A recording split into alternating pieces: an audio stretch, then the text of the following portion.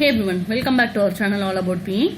It's been a quite long time since we discussed about the updates being given to Azure Data Factory related concepts. Okay, so it comes under the What's New playlist. So whatever updates have been given by Microsoft with respect to data flows, triggers and other stuffs, right? We are going to discuss, or we are going to have a look at few of them. Okay, so since March 2nd, right, when you look at the announcement icon in ADF, you get to see lots of updates being rolled out. Okay, around 7 to 8 updates have been given since March 2nd. So when you look only about data flow, right, we have around 4 updates or 4 to 5 updates related to data flow alone. Okay, so what are they? So MySQL connector is available in data flow. So as the description says, right, we can build ETL processes against your Azure database for MySQL. Azure database for MySQL, this connector is available for use in data flow.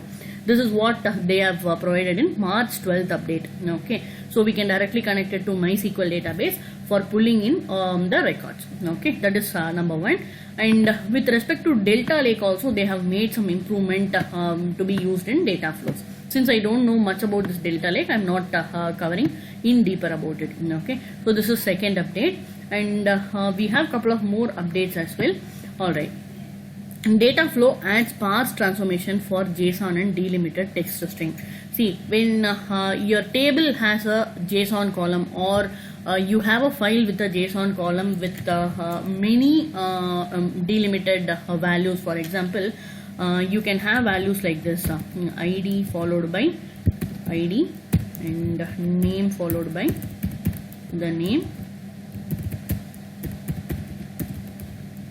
So like this, you can have a lot many attributes or key value pairs in a JSON format in one of your data stores, or whether it is in a table or it is in a file. Okay, so in data flow you have the flexibility now to parse this kind of JSON based input or delimited text. So when I say delimited, right, comma separated and pipe delimited.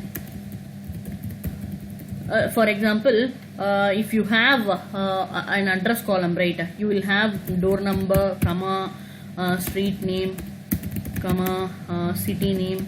So like this in one single column. Okay, the values can either be separated by comma or pipe. It can be anything, or tab space.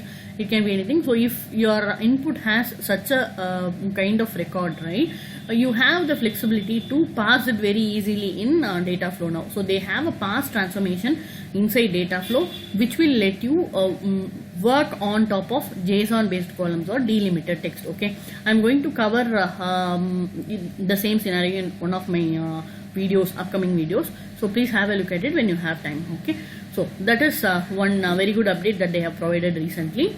And what else with respect to data flows?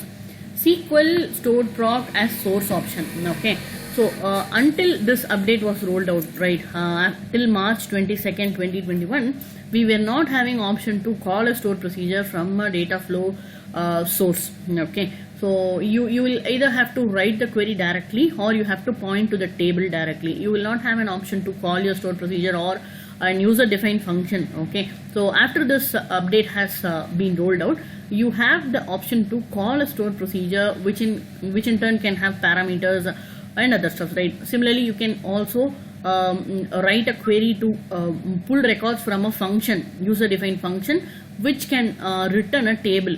Okay, so this update makes that possible, to query a function or a stored procedure with parameters.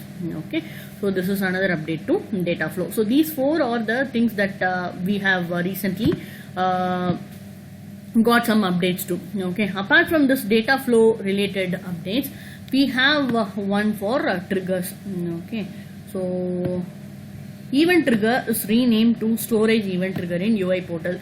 So we have covered about triggers around in around 3 to 4 videos earlier. So when you have a look at them, right, we will be seeing storage, we'll be seeing triggers in a different name. Okay, event based trigger, tumbling window trigger. But after this update, right, you will not be seeing that event based trigger. Okay, so that has been renamed to storage event. Okay, so I'll quickly show you. So don't worry if you do not see event based trigger anymore in your UI. Okay, if I click on add and say new or edit and new, it will give me an option to choose the type of trigger, right? So one is a schedule trigger, that is for scheduling your pipeline at a particular time and date, and tumbling window trigger for a series of intervals to execute a pipeline in series of intervals. Storage event, so here is where we were seeing, or we were having the option to see the event based triggers. So okay, so right now it is renamed to storage events. All right, so this is particularly for reacting to storage based events. When I say storage event, it's nothing but I'm adding some file to my storage, for example data lake or blob storage path, right? I'm adding some files on the fly. So how do I react to that files addition or files deletion from the storage? Okay, so this is corresponding to that update that I have shown you now. And thanks a lot for watching. That's all I had for today. If you have any questions, please post it in the comment section. Thanks a lot.